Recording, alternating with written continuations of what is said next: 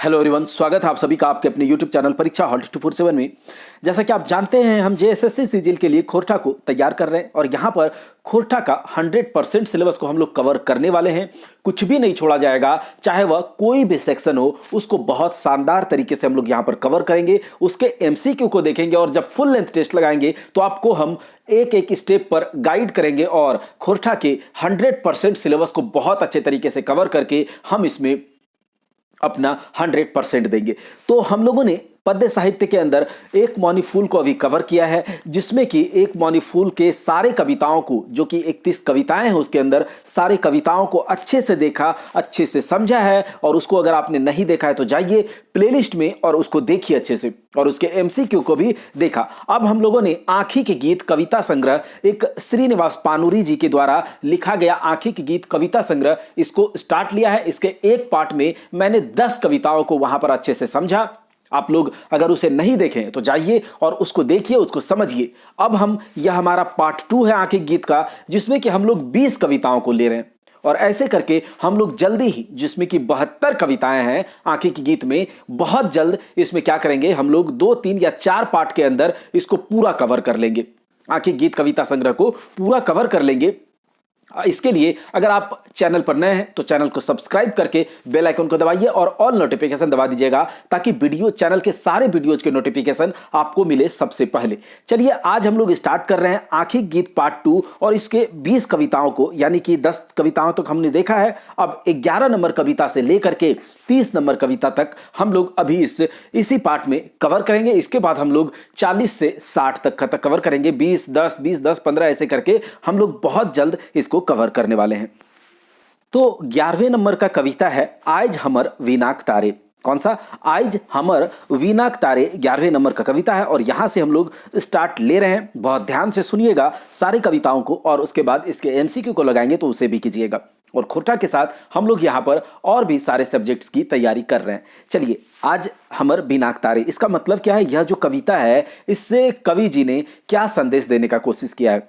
देखिए, मैं आपको सबसे पहले यह बता दूं कि यह जो कविता है एक सच्चाई बयां करती है, एक यथार्थ, जो समाज का यथार्थ जो दिखाती है, यथार्थवादी कविता है। ठीक है, तो इस कविता में क्या है कि आइज हमर वीनाक तारे छिछियाइल हाथेक चोट, मतलब आज जो हमारे वीना का मतलब समझते हैं, एक वाद्य यंत्र होता है जो कि सरस्वती माता जो लेकर के आप देखते होंगे, एक वीणा बजाते हुए, वीणा वादनी है ना। तो वीणा के तार, उसमें तार लगे हुए होते हैं जिसको कि बजाया जाता है उंगलियों के माध्यम से, और उससे मधुर संगीत, उस वीणा से जब उन तारों को छेड़ा जाता है तो उससे क्या होता है, बहुत मधुर संगीत निकलता है। तो कवि चूंकि काव्य जगत से संबंध रखते हैं, कविताओं, रचनाओं, अच्छे अच्छे कविताओं से संबंध रखते हैं, काव्य जगत, खोरठा संसार, खोरठा साहित्य से इनका संबंध है। तो यहां पर यह कह रहे हैं कि आज जो हमारे वीणा का तार है, जो मैं वाद्य यंत्र लेकर काव्य रचना करता हूं, काव्य गान करता हूं, तो उसके तार को मतलब वीणा को बजाते हुए उसके तार से मेरा हाथ जो है वह छिल गया है। क्या हुआ है? मेरा हाथ छिल गया है। छिछियाइल हाथेक चोट, यह कविता जो है, यह पूरा कविता का संग्रह जो है, इसमें आप देखेंगे कुछ और, लेकिन उसका जो मीनिंग होता है, उसका जो भावार्थ होता है, बहुत ही रहस्यपूर्ण है, बहुत ज्यादा यह गहरा भावार्थ है। ठीक है, इसमें क्या है, कहता है कि आज बिना तार से जो वाद्य यंत्र है उससे मेरा क्या हो रहा है, हाथ छिला गया है, हाथ छिल गया है बजाते बजाते। तभी भूल गीत मधुर डाके नोट नोट, तभी जो है ये जो मधुर संगीत निकलता है वीणा के तार से, चूंकि मैं जब बजा रहा था इसे तो वीणा के तार से बहुत मधुर संगीत का रसपान हम लोग कर रहे थे, लेकिन जैसे ही मेरा हाथ छिल जाता है तभी हम उस संगीत को, उस मधुर संगीत को भूल करके मेरे दिमाग से मेरा जो रोम रोम है क्या बोल रहा है, नोट नोट, पैसा पैसा, डाके नोट नोट बोलने लगा, डाके नोट नोट। इसका मतलब यह है कि हम कब तक काव्य साहित्य से, कवि अपने साहित्य कर्म से कब तक हम लोग भूखे पेट इस तरह से काम करेंगे। हमें हमें अगर यह जो भी करना है उसके लिए सबसे पहले आपका पेट भरा हुआ होना चाहिए। तो कहता है कि पैसा जो है बहुत जरूरी है, और अगर हमें साहित्य कम करना हो या फिर कोई भी काम करना हो तो सबसे पहला जो बेसिक रिक्वायरमेंट है कि आपके पास पैसे होने चाहिए जिससे कि आपका भरण पोषण हो पाए। तो वही कहता है कि मेरा हाथ आज छिल गया है, मैं आज बहुत दुखी हूं, यह समाज में जो हो रहा है। देखिए, तभी भूल गीत मधुर, तो हम गीत जो है मधुर गीत भूल करके क्या डांक रहा है, नोट नोट पैसा पैसा रुपया रुपया। ठीक है, तो यह घायल हो रहा है उंगलियां। खुरठाक सागरे झांप देल ही नतुन सुधाक आसे। कहता है जो खुरठा का साहित्य सागर है, जो खुरठा का संसार है, उसको ढक दिया गया है एक नया सुधा का आशा में, मतलब नया अमृत का आशा में। मतलब खुरठा का जो आने वाला समय है वह अच्छा होने वाला है, उसके मतलब आशा में क्या हो रहा है, हम लोग चले जा रहे हैं। लेकिन देखिए अभी क्या हो रहा है, जखन धरती डूब चलल लोहराहन किचिन वासे। देखिए उस समय हम लोग इस आशा में, सुधा अमृत की आशा में, खुरठा साहित्य, खुरठा सागर की एक आशा में क्या है, हम सोच रहे हैं कि ऐसा आएगा, समय आएगा अच्छा, और उस पर चले जा रहे हैं। लेकिन भाई पैसा, पेट की क्षुधा कैसे शांत होगी बताइए। अभी अभी वह समय है जखन धरती डूब चलल, जब जो ये पूरा धरती है डूब चुका है, किसमें, लोहराहन किचिन वासे, यानी कि यह पूरा धरती जो है वह डूब चुका है। लोहराहन का मतलब होता है लोहे की गंध से, किचिन का मतलब एक प्रकार का प्रेत योनि, भूत योनि, यहां पर इसको दिखाया जा रहा है, समाज के की छवि को यहां पर प्रतिबिंबित कर रहा है कि जो यह जो धरती है, जिस समय पूरा का पूरा धरती डूब चला है इस तरह का गंदगी में, जहां पर लोग केवल पैसों के लिए ही सब कुछ करते हैं, पैसों के लिए ही हर कुछ किया जाता है। तो इस तरह की धरती में जब हम हैं, उस समय हम लोग खुरठा के सागर, खुरठा साहित्य को एक नया नया जीवन, नया नूतन अमृत वर्षा करेगी, ऐसा सोच रहे हैं। आज हमारे हाथे सिद्धि मथे रत्निक मोट, यह कवि जी बोल रहा है कि आज जो है मुझे साहित्य कर्म में सिद्धि मिल गई है, मुझे काव्य रचना में सिद्धि मिल गई है, सब कुछ मुझे मिल गया है। ऐसा लगता है मानो मेरे माथे पर हीरा का, जवाहरात का एक मुकुट चढ़ गया, ऐसा है। आज हमारे हाथे सिद्धि मथे रत्निक मोट, मतलब ऐसा है। लेकिन ऐसा होने के बावजूद भी बताइए, अगर हम, मेरे पास पैसा नहीं होगा, अगर हमें पेट की भूख शांत करने के लिए क्या केवल साहित्य से या फिर काव्य से काम चल जाएगा? तो यही बात हो रहा है। आज हमारे वीणा के तारे छिछियाइल हाथे चोट, आज जो है हमारे वीणा का तार से छिल गया है हाथ। साहित्य कर्म से भूखे प्यासे कब तक करते रहेंगे, मेरा उंगली छिल गया है, और मेरा जो पेट है, मेरा जो शरीर है, वह डाक रहा है, बोल रहा है नोट नोट पैसा पैसा रुपया रुपया। तो यह कविता में यह कहा गया है। अगला देखिए, अगला है जखन हमरा सिद्धि मिलल।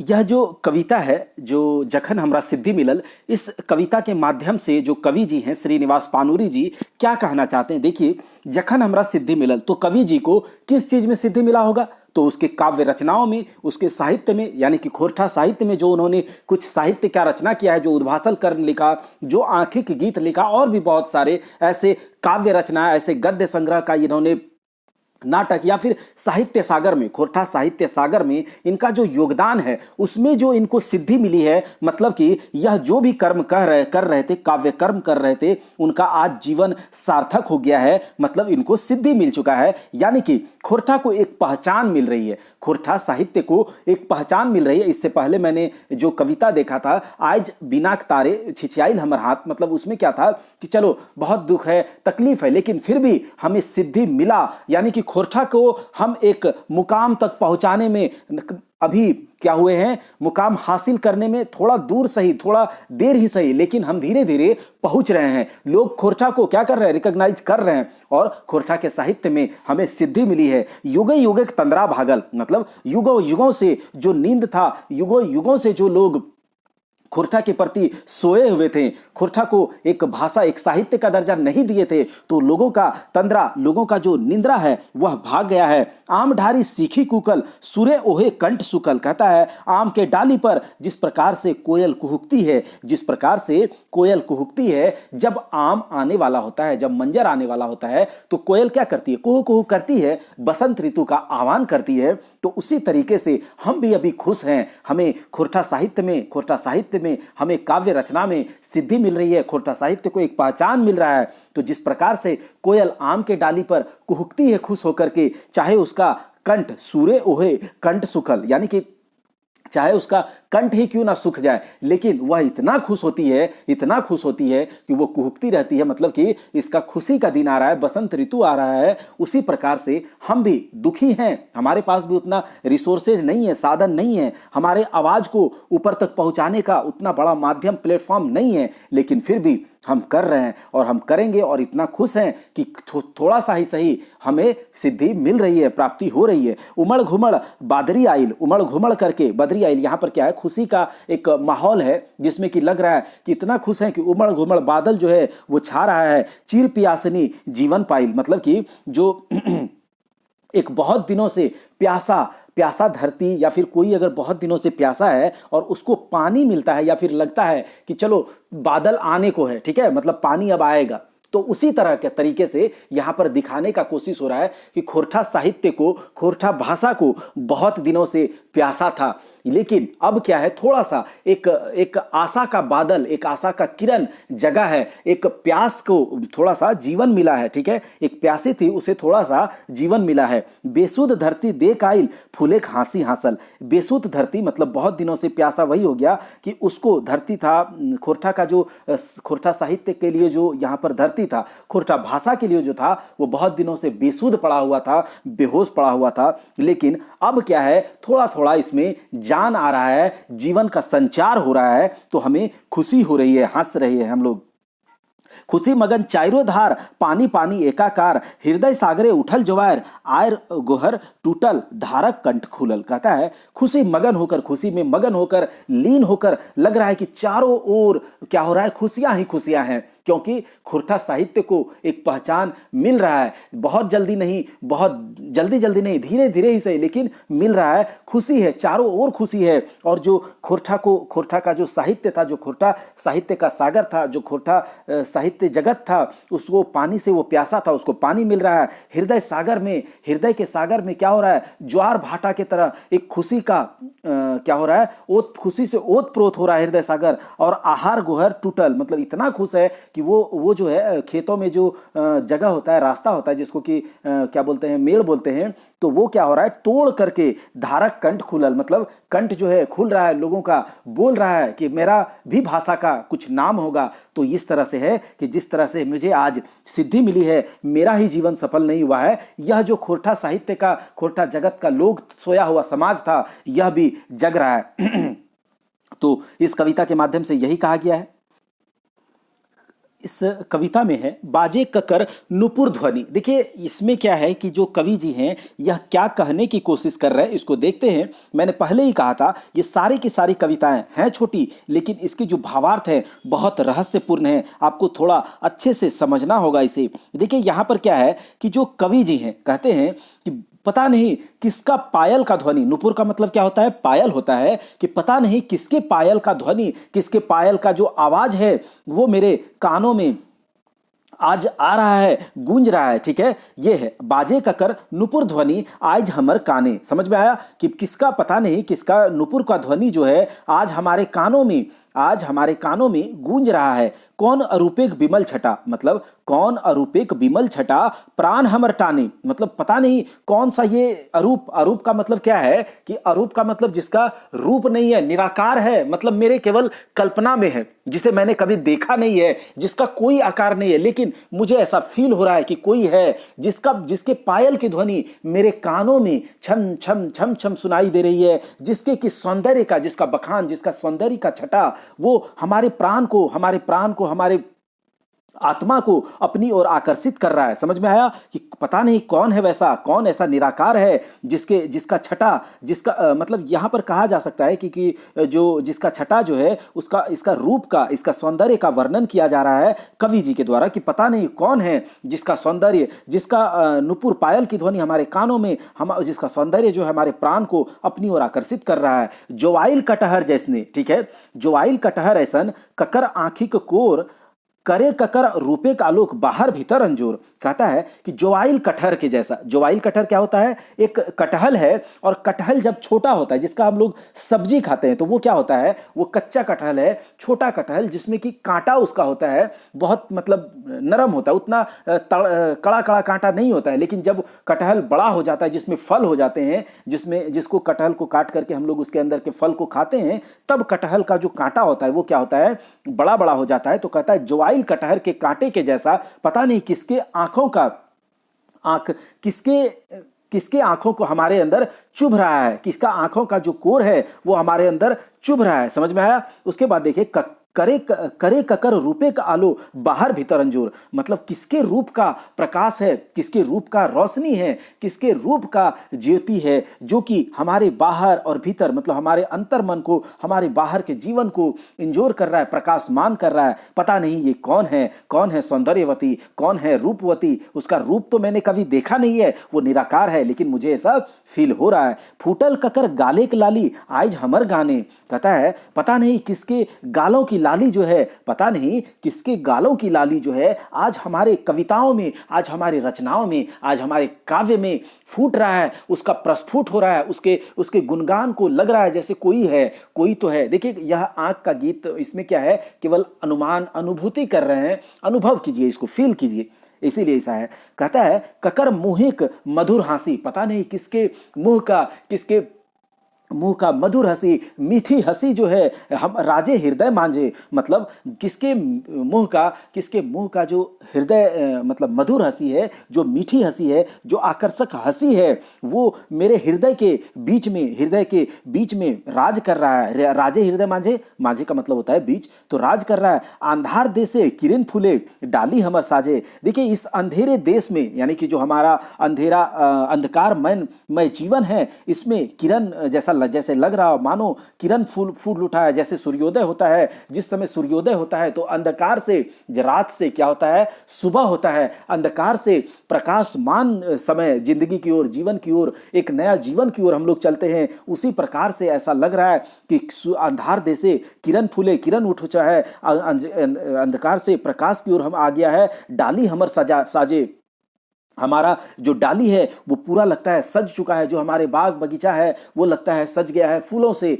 और सब कुछ। और उसके बाद क्या है? छूटे अलीकुल ककर सुधा पानी। और जब देखिए, जब सूर्योदय होता है तो उस समय जब सूर्य की जो छटा होती है, जो किरण होता है, जो सौंदर्य होता है उसके कारण बहुत सारे भंवरों का जो झुंड होता है, अलीकुल, छूटे अलीकुल क्या होता है? निकलता है। जब उस समय फूल, चूंकि सुबह सुबह सवेरे के टाइम में सारे के सारे फूल बाग बगीचे में क्या होते हैं? फूटता है खुशी के मारे। तो वो उसके रस पान करने के लिए जो भंवरों का झुंड है वो उस ओर उड़ता है। तो कहता है पता नहीं क्यों ऐसा लग रहा है कि ये जो जब हमारे हृदय में, जो बाग बगीचों में फूला हुआ है फूल, और सूर्य का प्रकाश की तरह हमारा अंधकार को प्रकाशमय बना रहा है, और जो भंवरों का झुंड है पता नहीं किसके अमृत को, किसके रस को पीने के लिए छूटे हैं, मतलब उड़ चुके हैं, निकल चुके हैं। समझ में आया कि क्या है इस कविता में? ठीक है, तो कह सकते हैं कि यह जो कविता है एक श्रृंगार रस है। इसमें क्या है? एक श्रृंगार रस को दिखाया गया है, जिसमें कि श्रृंगारिक, तो कह सकते हैं आप कि यह एक श्रृंगारिक कविता है। अगला कविता है हम देखल ही सत्य के। यह जो कविता है हम देखल ही सत्य के, एक सत्य को दर्शाती है, समाज को एक आईना दिखाती है यह कविता के माध्यम से जो श्रीनिवास पानूरी जी हैं वह क्या कहने की कोशिश कर रहे हैं वो देखते हैं। यानी कि कवि जी कह रहे हैं मैंने सत्य को देखा है, मैंने देखा है ऐसा। वो अपना अनुभव के आधार पर कह रहे हैं पानी भरते असत्य राजे घरे। यानी कि मैंने देखा है कि सत्य, यानी कि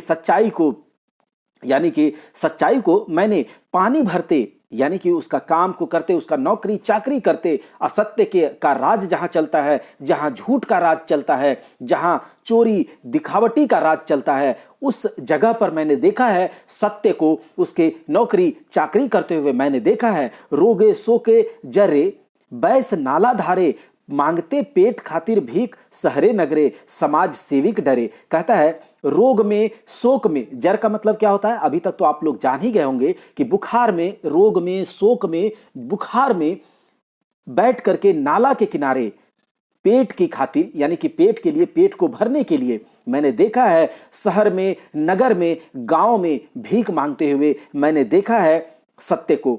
समाज सेवी के डरे, समाज सेवी यानी कि जो समाज सेवी हैं, जो कहते हैं अपने आप को सो कॉल्ड समाज सेवी, जैसे कि नेता हो गया, वकील हो गया, ये सब क्या है, समाज सेवी हैं, कहते हैं कि मैं समाज सेवी हूं, लेकिन इसके डर से मैंने देखा है सत्य को, उसके असत्य, सत्य को देखा है असत्य के घर में नौकरी करते हुए, उसका जी हुजूरी करते हुए मैंने देखा है। हम देखल ही सत्य के पानी भरते असत्य राजे घरे हो गया।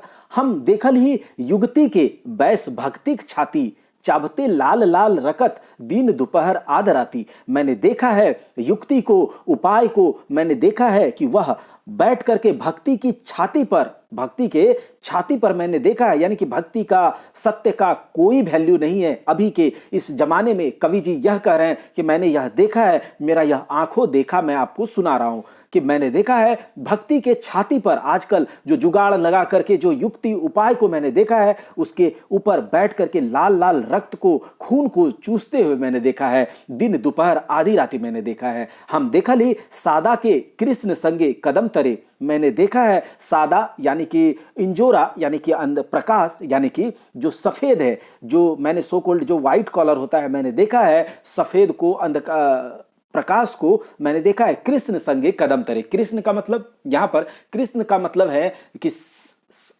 अंधेरा, सांवला, कृष्ण काला, है ना। तो मैंने देखा है कि सादा को यानी कि प्रकाश को मैंने देखा है अंधेरे के साथ, यानी कि झूठ के साथ, चोरी के साथ, दिखावटी के साथ मैंने देखा है सत्य को, उसके साथ कदम के पेड़ के नीचे मैंने एक दूसरे के साथ, कृष्ण के साथ मैंने देखा है दोनों को रास लीला करते। हमने देखा है सत्य को पानी भरते असत्य राजे घरे, मैंने देखा है सत्य को पानी भरते हुए, यानी कि उसकी नौकरी चाकरी, उसकी जी हुजूरी करते हुए असत्य का राज जहां चलता है वहां पर कोर्ट कचहरी आप देखे हैं ना। तो इस तरह से है कवि जी यह कह रहे हैं। आपको समझ में आएगा तो जरूर बताइएगा। अब इस कविता के माध्यम से कवि जी क्या कहना चाहते हैं, भावला गाछे आम फरल। भावला का मतलब होता है बबूल, याद रखिएगा, ठीक है। मैंने आपको कहा है कि आप सारे के सारे कविताओं के एक हिंदी नोट्स बनाइए या फिर इसके कुछ जो कठिन शब्द है उसको लिख लीजिए। तो भावला का मतलब होता है बबूल, यानी कि बबूल के गाछ में, बबूल के गाछ में आम फर रहा है, आम उगा है, बबूल के गाछ में आम आया है। तो ये क्या है, यह एक विसंगति को, यह एक अव्यवस्था को दर्शा रहा है। तो देखिए क्या कहता है कि भावला गाछे आम परल, आम गाछे नीम, मतलब बबूल के गाछ में आज का जो समाज है इसको दिखाने की कोशिश कर रहे हैं कि यहां पर जो अव्यवस्था फैली हुई है, हर तरफ अराजकता फैली हुई है, हर तरफ भ्रष्टाचार फैला हुआ है। आप चाहे जो हो, आपको जो काम करवाना हो आप गलत तरीके से करवा सकते हैं, आप किसी भी तरीके से बैकडोर से आप कोई भी काम को करवा सकते हैं। लेकिन अगर जो सच्चाई, जो सच है, जो सच्चाई के राह पर चल रहा है, उसका काम आज नहीं होता है। सच्चाई के राह का मतलब आम के गाछ में आम फरे तो बबूल के गाछ में बबूल, नीम के गाछ में नीम आए तो परास के गाछ में परास का फूल होए। मतलब यह है सच्चाई का रास्ता। लेकिन अभी अगर आप सच्चाई के रास्ते पर चलेंगे तो आपको सिद्धि नहीं मिलेगी, आपका यश नाम नहीं होगा। तो इस तरह से एक अव्यवस्था, एक अराजकता, एक भ्रष्टाचार को इंगित कर रहे हैं इस कविता के माध्यम से। देखिए कहते हैं कि बबूल के गाछ में आम फला है तो आम के गाछ में नीम, कितना विसंगति है, कितना अव्यवस्था फैला है समाज में। परास के गाछ में गुलाब फूला है तो अंगूर के गात में, अंगूर के लत में सीम, अंगूर का जो लत है उसमें सीम है। मतलब इस तरह से है कि सच्चाई का कहीं पर कोई भी वैल्यू नहीं है। आप अगर सच्चाई के रास्ते पर चल रहे हैं तो आपको कोई पूछेगा ना, ठीक है। अब देखिए, बांस बने बेली फुटल, बांस के वन में बेली का फूल उग रहा है तो चंदन वन में नाग, मतलब कि जहां पर कि आप सोचते हैं कि यहां पर एक बहुत अच्छा वातावरण होगा, यहां सच्चाई होगा, यहां पर सब कुछ, लेकिन वहां पर क्या है, नाग हो रहा है। मतलब लोग जो है वहां गलत तरीके से, असामाजिक तत्व हर जगह है। आग लागल महासिंधु हिमालय भेल राख, कहता है कि महासागर में आग लग चुका है और हिमालय जो है जल करके राख हो चुका है। प्राण बचवेक भागा भागी युधिष्ठिर डाके भीम, कहता है कि अपने प्राण को बचाने के लिए, अपने प्राण को बचाने के लिए भागम भागी लगा हुआ है। और युधिष्ठिर जो कि सच्चाई का प्रतीक है, वह भीम को, यानी कि जो बलवान का प्रतीक है, भीम यानी कि बलवान का प्रतीक। तो यह कहा जा रहा है कि अभी आपके पास अगर छल बल प्रपंच है, बल है, तभी आप इस समाज में यहाँ पर आप बच पाएंगे, नहीं तो आप नहीं बच पाएंगे। यहाँ अव्यवस्था फैला हुआ है, यहाँ अराजकता फैला हुआ है। तो समझ में आया। अब हम देखेंगे आज खोरठाक प्राण प्रतिष्ठा। आज खोरठाक प्राण प्रतिष्ठा, यह जो कविता है इसमें कवि जी बहुत खुश हैं कि आज जो है खोरठा भाषा का, खोरठा साहित्य का प्राण प्रतिष्ठा, यानी कि उसमें एक नया जीवन, नया प्राण डाला गया है, यानी कि उसकी शुरुआत करी गई है। क्यों, कैसे? तो आज खोरठाक प्राण प्रतिष्ठा करलय अनुज कुमार धान, रांची विश्वविद्यालय के कुलपति महान। तो कहते हैं रांची, इतना ही आपको इस कविता में याद रखना है, बहुत ज्यादा याद नहीं रखना है कि आज खोरठाक प्राण प्रतिष्ठा कविता कौन से कविता संग्रह से लिया गया है, तो आंखें की गीत से। और किसने प्राण प्रतिष्ठा यानी कि शुरुआत कराई थी पढ़ाई की, ठीक है, खोरठा भाषा की पढ़ाई की शुरुआत किसने कराई थी रांची विश्वविद्यालय में? तो आपको याद रखना होगा अनुज कुमार धान जी ने। तो जो उस समय के रांची विश्वविद्यालय के कुलपति थे अनुज कुमार धान, उनको यहाँ पर सधन्यवाद, साधुवाद दिया जा रहा है कि आज जो है खोरठा के प्राण प्रतिष्ठा यानी कि खोरठा का शुरुआत किया गया है किनके द्वारा? तो करलय अनुज कुमार धान रांची विश्वविद्यालय के कुलपति जो है थे वह बहुत महान थे। आज खोरठा के नामे मधु कंठे मधुर गान, आज खोरठा के नाम से मधु मधु जो मीठी मीठी मधुर गान हो रही है, ठीक है। आंखी सलज बंदूक भाव, आंखों में बंदूक के भाव से, बंधुत्व के भाव से चली माननिक मान, जो हमारे माननीय मान है वो चले, फुटल एते दीन मधुक सोत श्रीनिवासे दान गान। देखिए मधु इतना दिनों से एक मधुर स्रोत जो है, एक मीठा, जहाँ मिठास भरा एक स्रोत जो है इतने दिनों से श्रीनिवास के काव्य से, श्रीनिवास के रचनाओं में निकल रहा है, फूट रहा है, वही दिखाई जा रहा है कि खुशी मगन रसेक भूखा, आँखी नतुन चाव, महासिंधु पारे जाए कठिन ई नाव। कहता है खुशी में मगन होकर के, खुशी मगन रसिक भूखा, आंखी नतुन भाव, महासिंधु पारे जाई कठिन ई नाव। मतलब कि खुशी में मगन है, सब कुछ खुशी में मगन हो चुका है, क्योंकि खोरठा भाषा को एक मान, जो जिसके वह हकदार था, जिसके वह लायक था, खोरठा को, एक खोरठा साहित्य को एक मान, एक मर्यादा, उसका एक स्थान सही जगह मिल रहा है। लोग इसको जान रहे हैं, लोग इसको पढ़ रहे हैं। अब जो है खोरठा साहित्य का विस्तार होगा, अब लोग पढ़ेंगे। चूंकि रांची विश्वविद्यालय में अनुज कुमार धान जी के द्वारा खोरठा का प्राण प्रतिष्ठा यानी कि उसकी शुरुआत की गई है, उसकी पढ़ाई शुरू की गई है रांची विश्वविद्यालय में। तो चूंकि मन में खुशी है, लेकिन अभी भी यह रस का भूखा हुआ है, एक तृप्ति का भूखा हुआ है। आंखी नतुन चाव यानी कि आंखों में नया नया चाहत, नया आशाएं जग उठी है। लगता है कि और अब खोरठा के साथ अच्छा होने वाला है, जैसा कि हम लोग भी अब खोरठा को पढ़ रहे हैं। देखिए और भी बहुत सारी इच्छाएं हैं कि खोरठा ऐसे ही फले फूले, महासिंधु पारे जाई कठिन ई नाव, महासागर को पार जाने का, महासागर को पार जाने का, खोरठा का एक जो सागर है, इसको पार जाने का जो इसका नाम और ज्यादा बढ़े, लेकिन अभी थोड़ा सा यह कठिन है, लेकिन होगा। नील गगने मोदेक बदरी करे छाहुर दान, नील गगन में, नीले आकाश में जो मदमस्त, जो मद मतलब समझते हैं ना, मौद मतलब क्या होता है? मद्य, पान, दारू, शराब। तो उसको जब पीता है कोई तो क्या होता है? मदमस्त होकर के झूमता है। तो उसी तरह से जो नील गगन में, आकाश में मदमस्त होकर, एक काले बादल की तरह मदमस्त होकर क्या हो रहा है? झूम रहा है अभी खोरठा का संसार। खोरठा साहित्य अपने नील आकाश में और छाया दान कर रहा है, करे छाहुर दान। आज खोरठा प्राण प्रतिष्ठा करले अनुज कुमार धान, आज जो है खोरठा का प्राण प्रतिष्ठा अनुज कुमार धान जी ने किया है।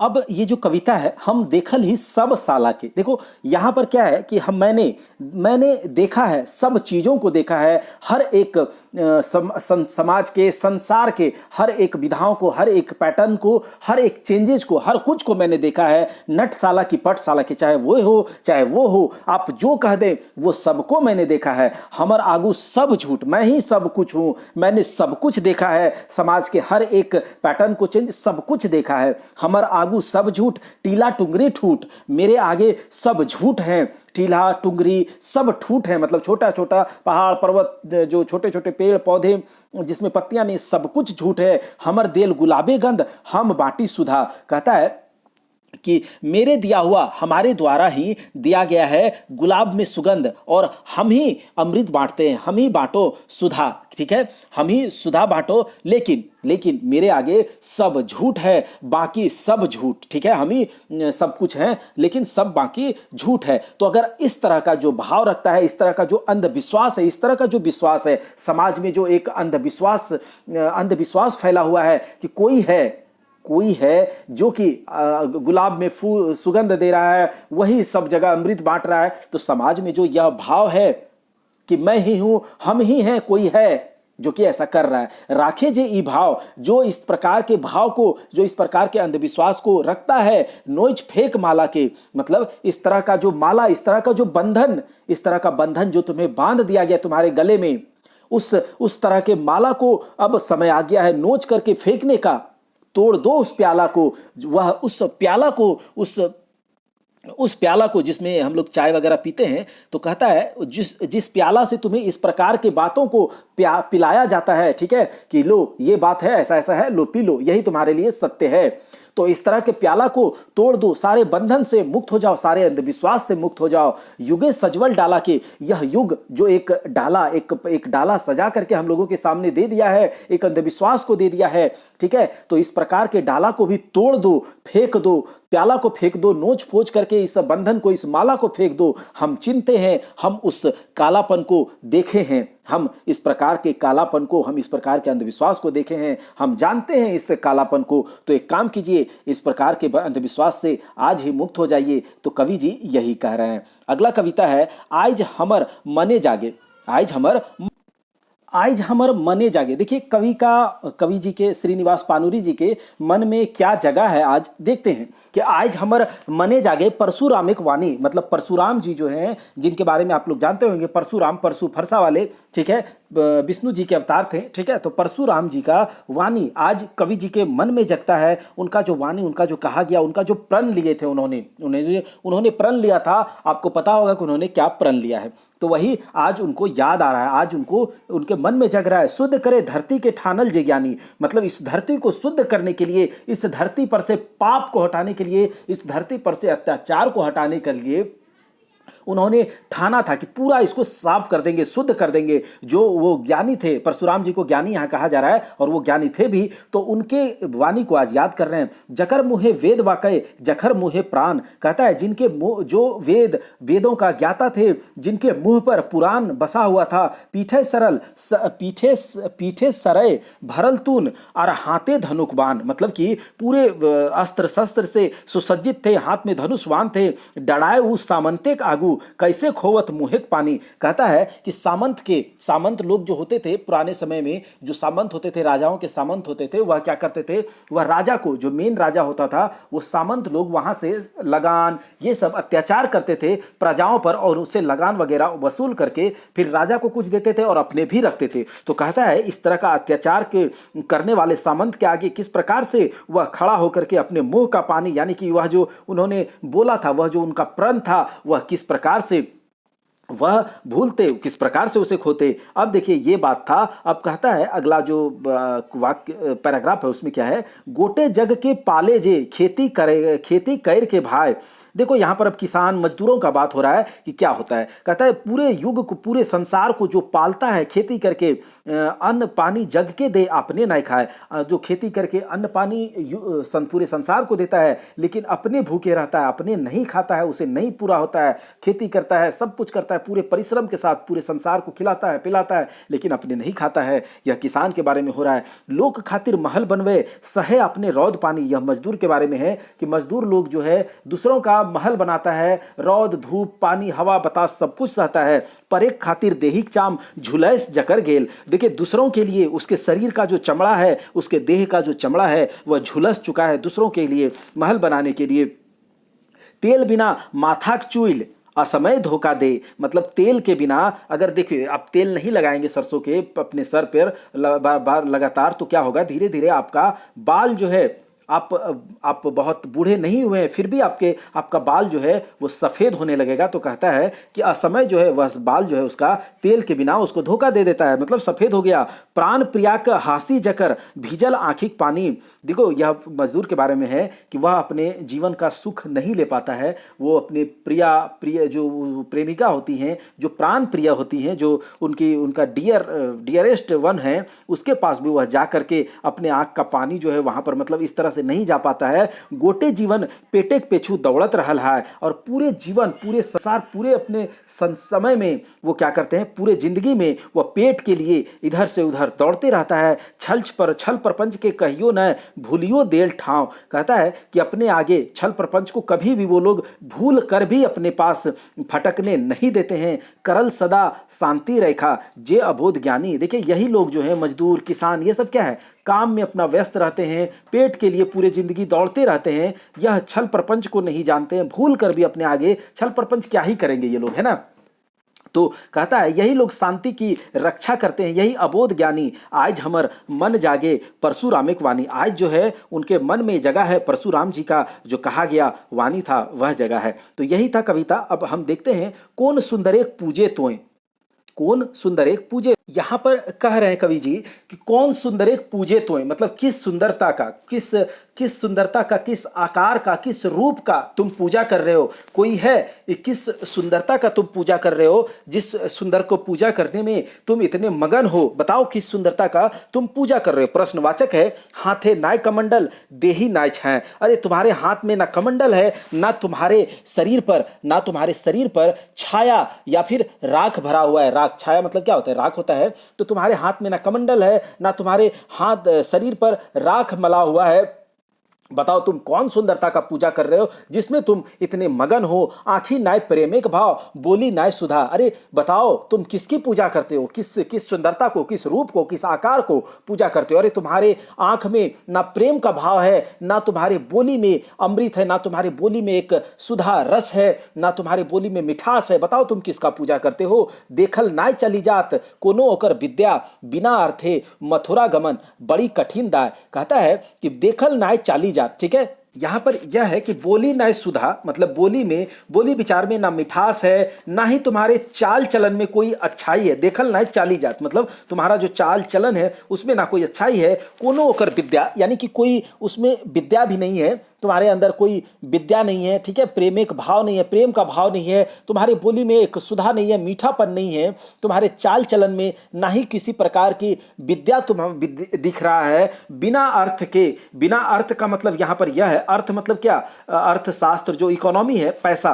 तो कहता है कि बिना पैसा कौड़ी के जो तुम मथुरा जा रहे हो, जो तुम मथुरा गमन कर रहे हो, यह बहुत बड़ी मुश्किल काम है, बड़ी कठिन दाय, बड़ी मुश्किल काम हमको दिखाई दे रहा है। कैसन ओकर रंग रूप, कैसन ओकर काया। बताओ कैसा उसका रूप रंग है, कैसा उसका काया का मतलब कैसा उसका आकार है, कैसा शरीर है। क्या बताओ, क्या वह निराकार है क्या। कैसन ओकर रहन सहन, उसका रहन सहन कैसा है, जिसके लिए तुम इतना माया कर रहे हो। तो बताओ तुमको नहीं पता है तो इतना काहे माया कर रहे हो, इतना काहे लोभ कर रहे हो। एक आंखिक सुख मिटवे खातिर केंदे दौड़ल जाए। अरे एक अपने आंख के सुख को मिटाने के लिए बताओ किधर की ओर दौड़ रहे हो, इस आपाधापी में लगे हुए हो। कौन सुंदर एक पूजे तोय एते मशगूल भाई। अरे बताओ ना तुम किस सुंदरता को, किस रूप को, किस आकार को, किस स्वरूप को पूजा करने में मशगूल हो, इतना मगन हो। बताओ जरा।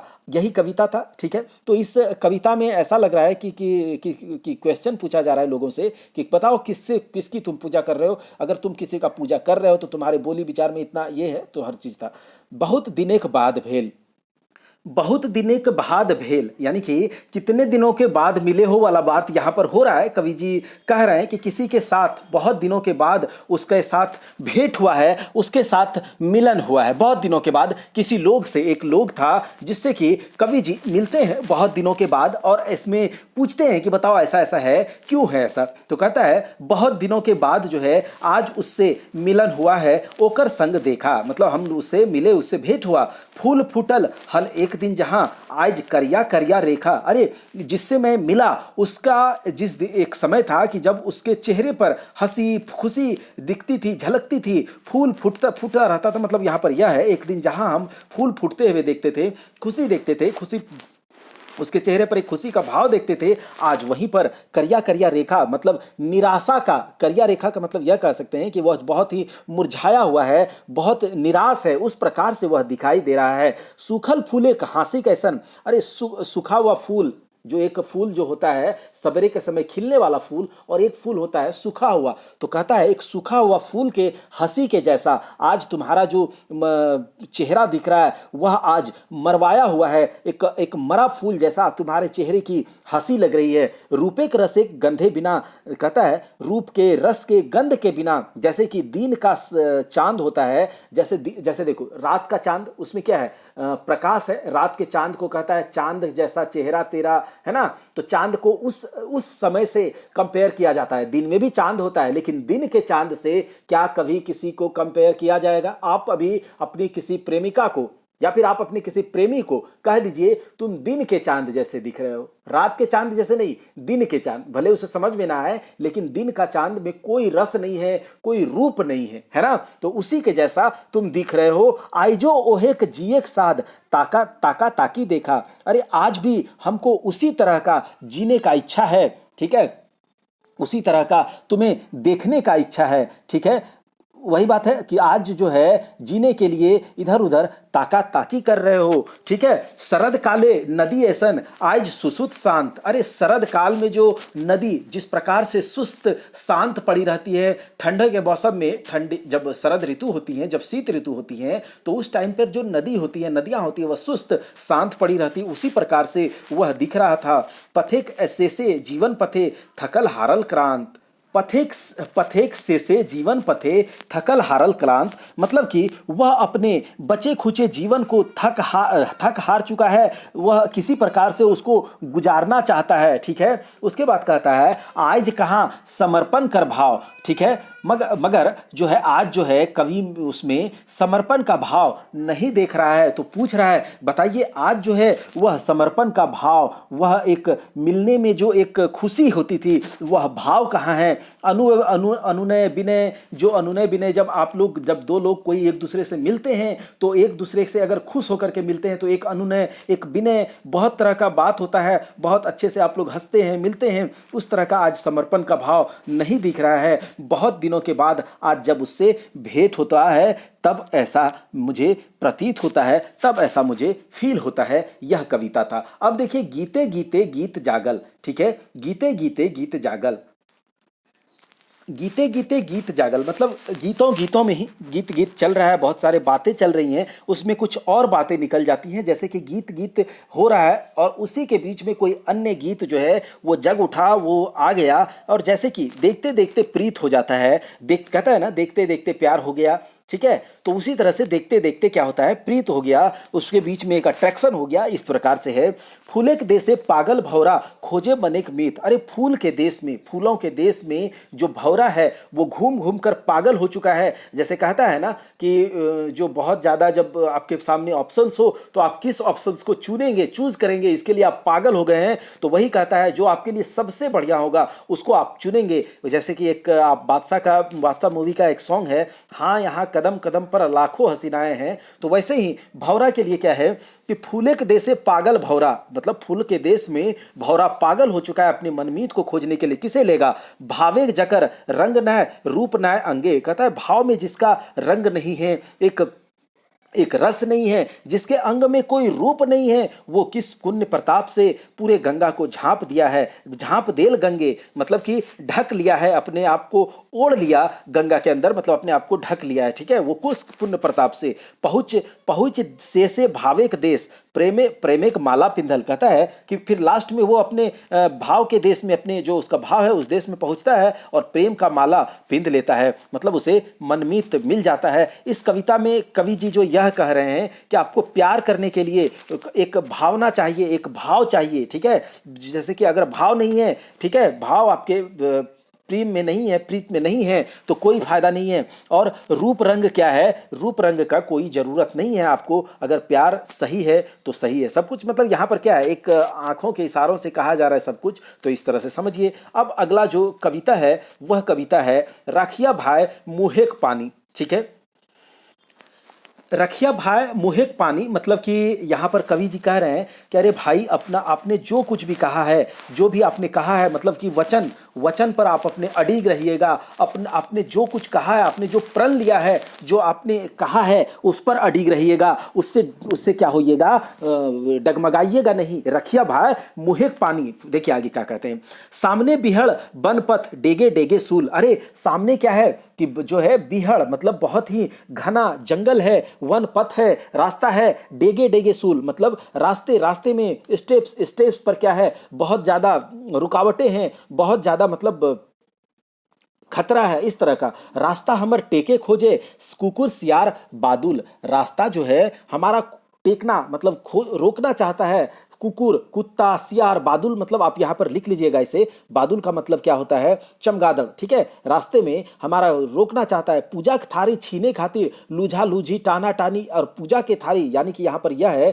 कि आप जिस भी साधना को, जैसे कि आप अभी जेएसएससी सीजीएल का प्रिपरेशन कर रहे हैं, तो आपको पेपर 2 के अंदर अगर आप खोटा की तैयारी कर रहे हैं और पेपर 3 में आप कर रहे हैं, तो आपको एक साधना के जैसा, आपको एक तपस्या के जैसा इसका तैयारी करना होगा। अगर आप हमारे साथ 70 दिनों के चैलेंज पर नहीं जुड़े हैं, एक तपस्या में नहीं जुड़े हैं, तो जरूर जुड़िए। हम आपके साथ 100% पेड आप लोग कर रहे हैं। उससे अच्छा कंटेंट और उससे अच्छा हर कुछ आपको एक प्रॉपर गाइडेंस भी देने के लिए 100% हमेशा तत्पर रहेंगे। आप अगर चैनल पर नए हैं तो चैनल को सब्सक्राइब करके लोगों को हमारे चैनल के बारे में बताइए और अपने दोस्तों के बीच, अपने दोस्ताइन के बीच, जैसा कि अभी यहां पर हमारा जो एक कविता संग्रह है, एक प्यार, एक प्रेम भरा कविता संग्रह है, तो आप लोग प्यार कीजिए लेकिन गलत तरीके से नहीं। उसी प्रकार से हमारे चैनल को भी सपोर्ट दीजिए, हमारे चैनल को सपोर्ट करिए और तब हम देखिए आपके साथ कितना कर्तव्य निष्ठा के साथ आप एक कदम चलिए, हम 100 कदम चलेंगे। और आपका एक कदम चलना क्या है, केवल सब्सक्राइब ही तो करना है, शेयर करना है,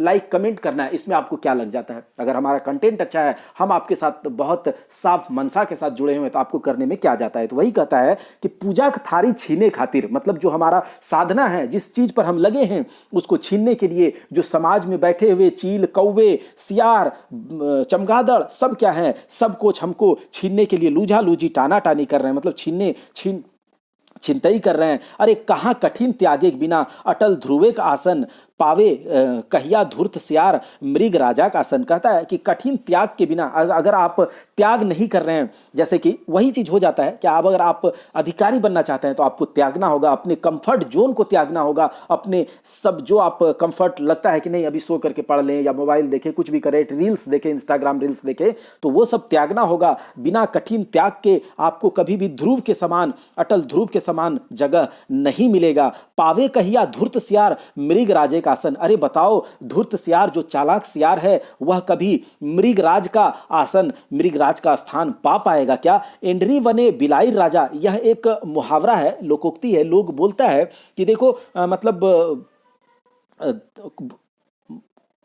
यह कह सकते हैं कि कमजोर के बीच में बिल्ली राजा बना पड़ा है। ठीक है, इंद्र सभाए कानी, और इंद्र के सभा में कानी को जिस तरह से जगह मिलता है, उस यह एक मुहावरा है कि मतलब जैसे कि देखो यहां पर यह कहा जा सकता है कि बहुत ज्यादा लोग मूर्ख बैठे हैं और मूर्ख में कोई थोड़ा सा अगर कुछ जानकार है तो वो वहां का राजा बना पड़ा है। ठीक है, तो देखिए ऐसा ही है आजकल का सिचुएशन है। तो अगर आपको कुछ पाना है, आपको कुछ ठानना पड़ेगा और उसके हिसाब से चारों ओर का जो लोग हैं, चारों ओर से आपको रुकावटें आएंगी, आपका विरोध होगा, आपका अपमान होगा, सब कुछ होगा, लेकिन आपको डिगना नहीं है, आपको अटल, आपको कठिन त्याग करना होगा। अरे भाई, आपने जो कहा है कि मुझे अधिकारी बनना है, तो रखिया भाई मुहे पानी, यानी कि मुंह का जो आपने बात कहा है उसको रखिएगा, अपने मुंह का पानी, अपने बात का इज्जत रखिएगा।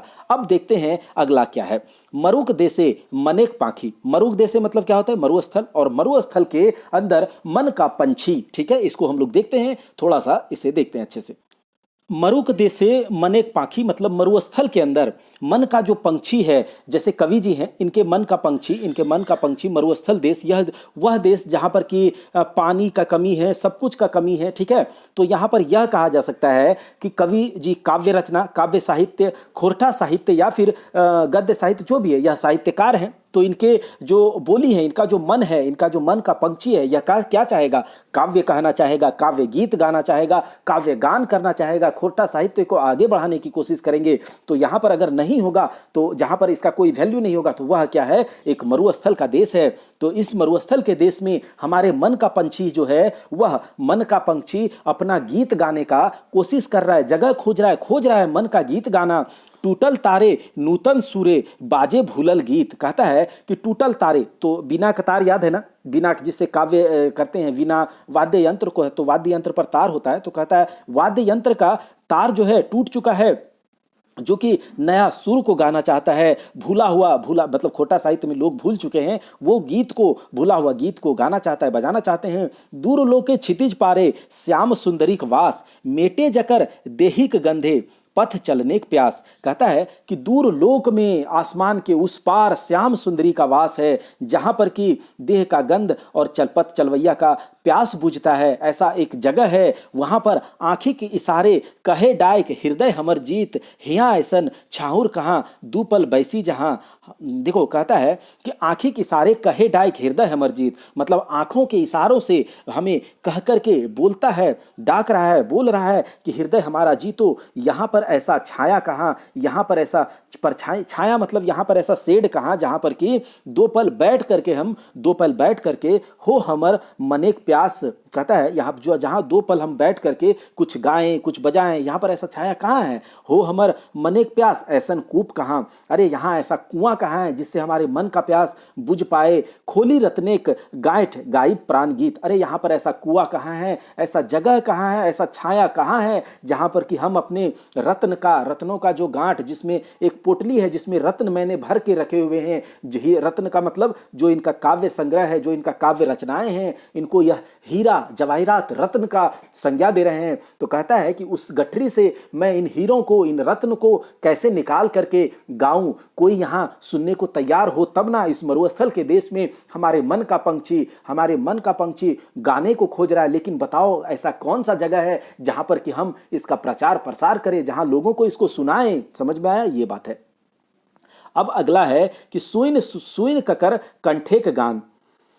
यहाँ पर कवि जी जो यह कविता है, सुइन ककर कंठेक गान, यहाँ पर कवि जी इस कविता के माध्यम से क्या कह रहे हैं, या फिर यह कविता में क्या कहा जा रहा है, उसे हम देखते हैं कि कवि जी जो श्रीनिवास पानुरी जी हैं, वह कह रहे हैं कि सुन करके किसके कंठ का, यानी कि किसके गले का गान, यानी कि जिसके गले का गीत सुन करके, हाँ, जो एक ऐसा किसका, पता नहीं किसका, जो जिसका सुनाई दे रहा है, किसके कंठ का, किसके गले का गीत को सुन करके, किसके गले का काव्य सुन करके, कविता सुन करके, ठूट डारी फूल फटल कौन दानिक दाने, सुखल नदी उमड़े चलल महासिंधुक पाने। किसके कंठ का गीत को सुनकर, किसके गले का गीत को सुनकर, पता नहीं कौन, लेकिन किसका सुन करके ठूट डारी, जिस पर कोई फूल पत्ता नहीं लगा हुआ होता है उसको ठूट डाली कहते हैं, वो फूल पड़ा है, ठीक है, उसमें फूल आ गया, उसमें पत्तियां आ गई है। सूखा हुआ नदी उमड़ते घुमड़ते हुए महासागर में मिलने के लिए आगे बढ़ गई है, ठीक है। किसके गाने को सुन करके इतना खुशी से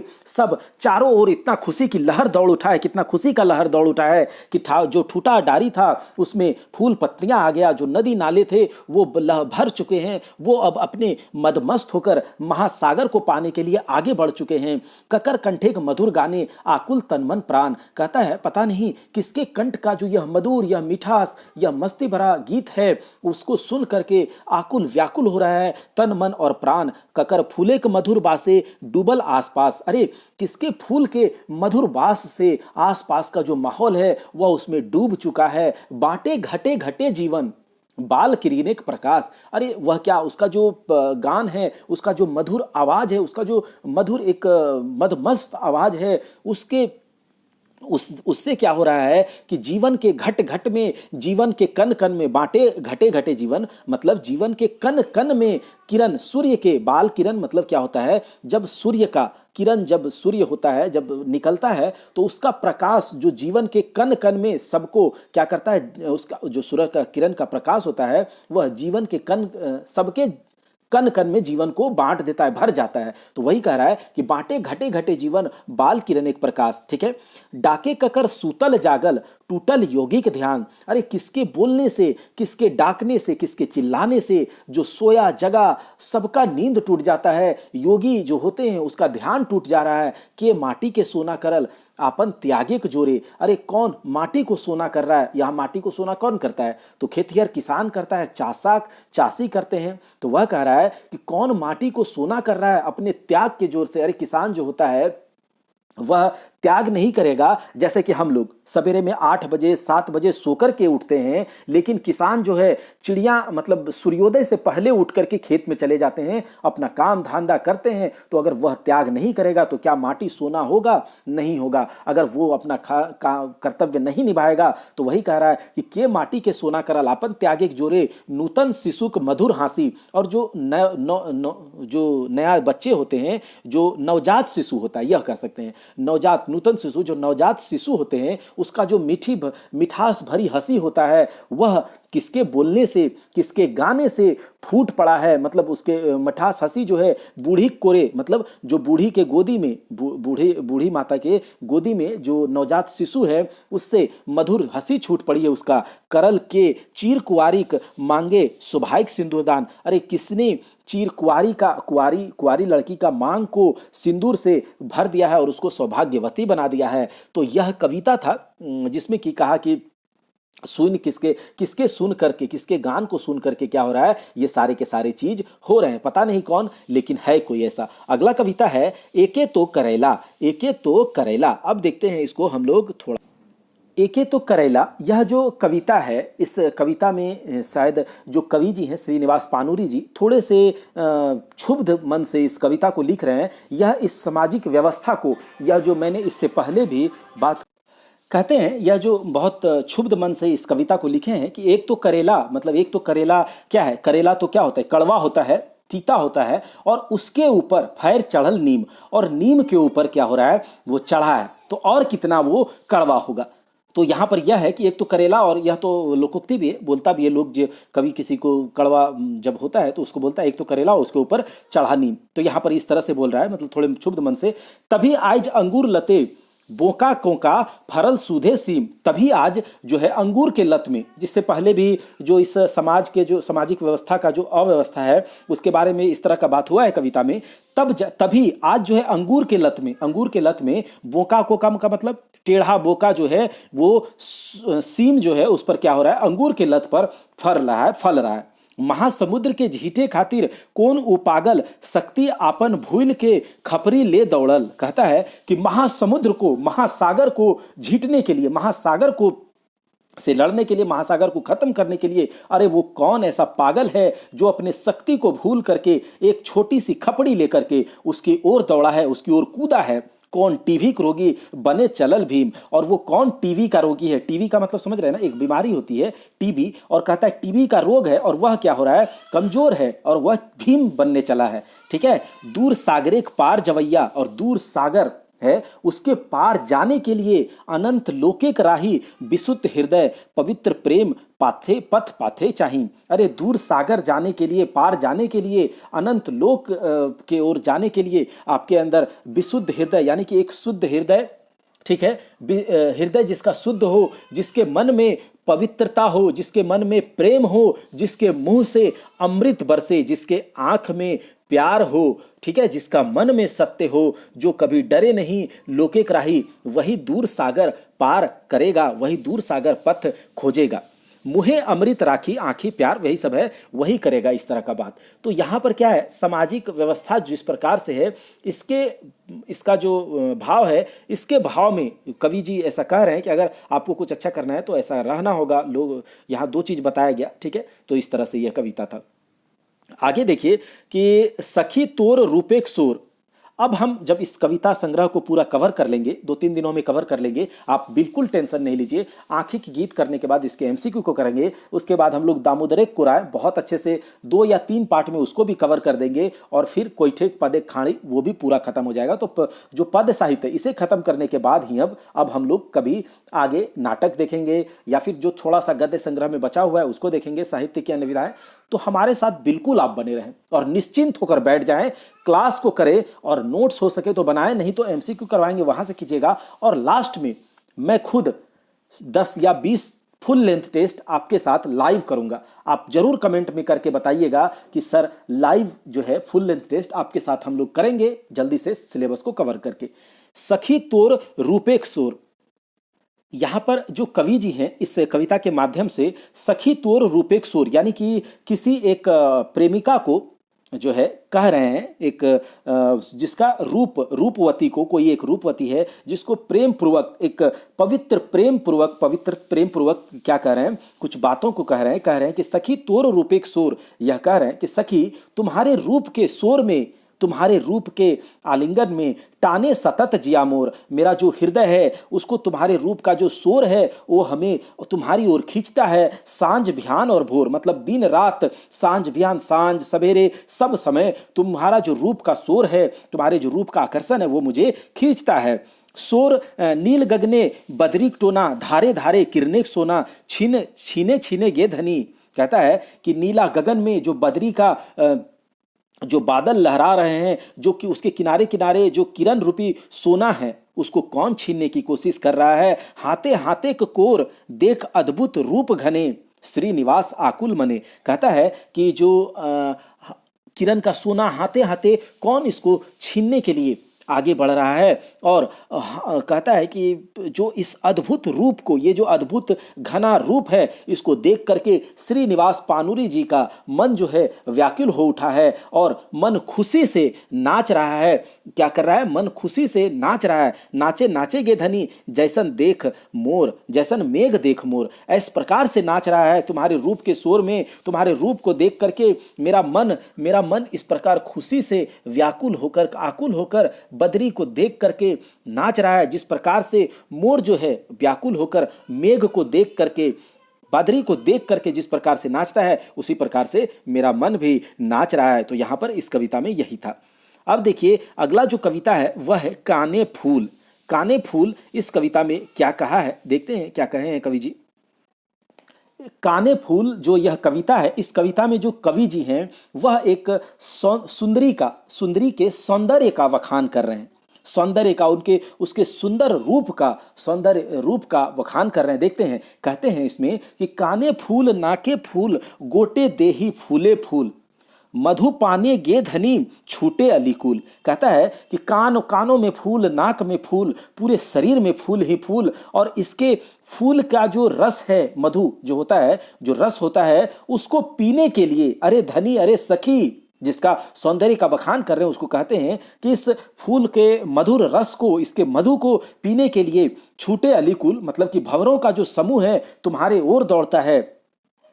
नैने काजर रेखा तिरछी भावे दृष्टि फेंका, अरे तुम्हारे नयन में जो काजल का, जो कजरारी काजल में काजल का जो रेखा है, जिस भाव से, जो तिरछे भाव से, जो अपने काजल कजरारी नयनों से जब तुम देखते हो तो मारे मारे गे धनी हिया मांझे सूल, ऐसा लगता है जैसे हृदय में एक त्रिशूल धस गया हो, त्रिशूल मार दिया हो तुमने। मारे मारे गे धनी हिया मांझे सूल, मतलब हृदय के बीचों बीच लगता है जैसे कि तुम जब तिरछी नजरों से, अपने कजरारी नयनों से तिरछी नजरों से देखती हो तो लगता है कि जैसे हृदय के बीचों बीच एक त्रिशूल धस गया हो, ऐसा है।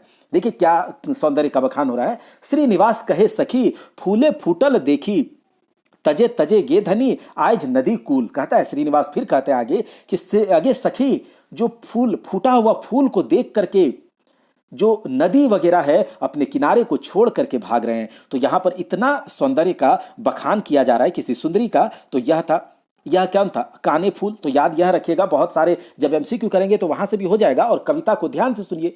कांखे पानी, अगला कविता कौन सा है? कांखे पानी। इसको देखते हैं कि इसमें क्या कहा गया है।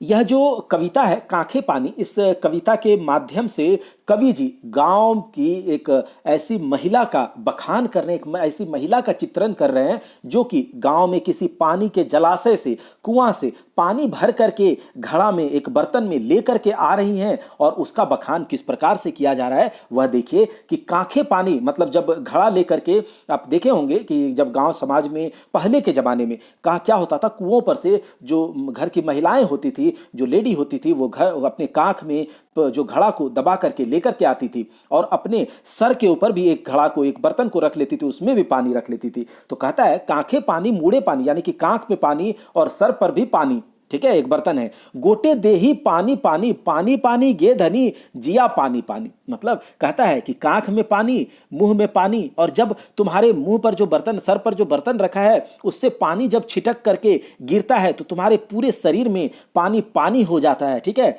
तो ये मत समझिए ये गाना है आज मतलब पानी पानी हो गई, वैसा नहीं है। तो जिया पानी पानी, अच्छा आंखी पानी, मुंहे पानी, नाके पानी, बांके पानी, मतलब पूरे शरीर में जो, जब वहां से तुम पानी लेकर के आ रही हो तो क्या हो रहा है कि जब सर के ऊपर का जो बर्तन से पानी छिटकता है तो तुम्हारे पूरे शरीर में पानी से पूरा भीग गया है। और फिर क्या होता है कि जानी जानी ये धनी पानी पानी पानी, मतलब पूरे शरीर पर पानी ही भर उठा है। वो परेशान भी हो चुकी है, लेकिन वो करेगा ही क्या, क्योंकि वह पूरे शरीर पर पानी पानी ही पानी पानी। तो ये है, यही था, मतलब एक लेडी है गांव की जो पानी लेकर के आ रही है, तो उसका चित्रण किया गया है। तो इस तरह से समझिएगा, बहुत बड़ा बड़ा कविता नहीं है, आप आसानी से इसे समझ पाएंगे। अब अगला जो कविता है, यह जो कविता है बाहरे रौद।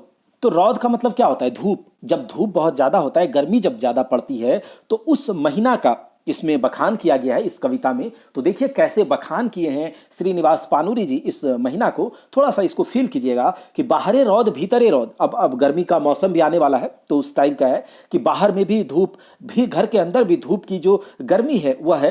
रौद रौद सूदे रौद, तो धूप धूप धूप और खाली धूप। रौदे झरे गे धनी लरे लरे मोद। कहता है कि एक लेडी को यहाँ इंगित करके बोला जा रहा है कि रौदे झरे, मतलब इस प्रकार से धूप झड़ रहा है, इस प्रकार से धूप, इसमें धूप का बरसात हो रहा है, धूप का बरसात इस प्रकार से हो रहा है। आज ई नीरन मासे, मतलब आज जो है यह नीरन मास, जो यह मास है, जो यह महीना है, यह जो धूप का महीना है, जो रौद का महीना है, जिसमें कोई रस नहीं है, इस महीना में घासे नाय शिशिर हासे, हासे हासे गे धनी गाले लागल लोद। कहता है कि आज यह महीना में तो घास के ऊपर शिशिर का मतलब क्या होता है, ओस की बूंदे, शीत। ठीक है, तो कहता है इस महीना में घास के ऊपर भी कोई शिशिर नहीं है, कोई शिशिर हंस नहीं रहा है, घास के ऊपर भी कोई ओस की बूंदे नहीं है। और लेकिन हासे हासे गे धनी गाले लागल लोद। और यह एक गांव की एक महिला को इंगित कर रहे हैं कि चाहे उसका गाल जो है, लागल लोद का मतलब कि गाल बहुत ज़्यादा, मतलब क्या हो रहा है, गर्मी में सूख गया है, गर्मी से बहुत परेशान है, फिर भी उसके बाद भी जो गांव की औरतें हैं, जो गांव की लेडी हैं, उसको कह रहा है धनी, हे धनी गे धनी, नाय जो महिला है उसको इंगित करके, फिर भी वो हंस रही हैं, तब भी वो खुश हैं। ठीक है, इतनी धूप के बावजूद। तो यही कविता था। अगला, यह लास्ट कविता है इस पाठ का, तोर ऐसन धन के। देखो इस कविता, यह जो कविता है तोर ऐसन धन के, तो इस कविता का जो मतलब इस प्रकार से, जो अर्थ है, जो भावार्थ इस प्रकार से, इसका भाव इस प्रकार से है कि कवि जी क्या कह रहे हैं, पहले सुन लेते हैं फिर देखेंगे। कि तोर ऐसन धन के, यानी कि कुछ ऐसे चीजों को, कोई ऐसा अमूल्य चीज है, तोर ऐसा, आपके जैसे धन को, आपके जैसा अमूल्य धन को हम पहचान नहीं पाए, चिन्हे नहीं पारली है, मतलब हमारा दिल तुमको पहचान नहीं पाया, मैं तुम्हारे ऐसे धन को पहचान नहीं पाया। और तटे एका छोड़ के नौका दिली बहाए, और क्या किए, नदी के किनारे तुम्हारे जैसे धन को छोड़ करके नाव में उसे बहा दिए। ठीक है, नाव में उसके लगा दिए और वो चली गई। ठीक है, एखन ई दूर देशे पाए के नूतन संग कर ही भूले चेष्टा। कहता है अभी वो दूर देश जा करके, जबकि मैंने उसको पहचाना नहीं, उसके जैसे धन को, तो वो नाव में मैंने बैठा दिया, तो वो दूर देश जा करके कहीं वो अलग अलग नया संग साथी को पा करके वो क्या कर रही है, भूलने का चेष्टा कर रही है। ये सारी बातों को जो इधर हुआ था भूलने का चेष्टा कर रही है। सिरंती बिछाक डंक मिटवी कैसे प्यास सुधी उ गुण नाय। कहता है लेकिन जो बिच्छू का डंक की तरह, बिच्छू के डंक की तरह वो जो जो बातें हैं, जो भूलने का वो चेष्टा कर रही हैं, जो भूलने का वह प्रयास कर रही हैं, पीछे के बातों को भूलने का जो प्रयास कर रही हैं सिरंती, लेकिन बिछाक मतलब बिच्छू, बिच्छू के डंक की तरह वो सारी की सारी यादें, अगर आप भी अभी किसी से बिछड़ जाएंगे, अगर बहुत ज्यादा अटूट प्रेम है दोनों के बीच में और कोई एक दूसरे से बिछड़ जाए, तो अगर आपको वह जब याद आएगी या याद आएगा तो क्या होगा, उसका याद आपको बिच्छू के डंक की जैसा लगेगा और आप उसे भूल नहीं पाएंगे। तो कहता है उस प्यास को बिच्छू के डंक के जैसा जो मारता है, उस प्यास को, उस याद को हम कैसे भूल पाएंगे, कैसे भूल पाएंगे, और वही, केवल वही गुण हम नहीं भूल सकते हैं, ये कैसे होगा। तो यहाँ पर यह है, इस कविता के माध्यम से कवि जी एक ऐसा चीज को मतलब एक ऐसा अमूल्य चीज को मतलब उसको पहचान नहीं पाए और उसको छोड़ दिए और कह रहे हैं, उसके बारे में बात हो रहा है। तो अगर आपको ये सारी के सारे जितनी भी कविताओं को यहाँ पर हमने डिस्कस किया है उसको एक बार आप अच्छे से सुनिए और दूसरी बार इसको थोड़ा स्पीड में करके सुन लीजिए, आपको पूरा का पूरा कविता याद हो जाएगा, इसकी गारंटी है। आप जब एमसीक्यू को देखेंगे तो आपसे ऐसे ही टिक हो जाएगा, मतलब बिना कुछ आपके कोई प्रयत्न किए क्या होगा, आपका टिक जो है सही ऑप्शन पर चला जाएगा, आपका हाथ सही ऑप्शन पर चला जाएगा, यह हमारी गारंटी है। इसके बाद क्या करना है, आपको जो कुछ कठिन शब्द हैं उसके आपको नोट्स भी बनाने हैं, मैं आपको कह रहा हूं।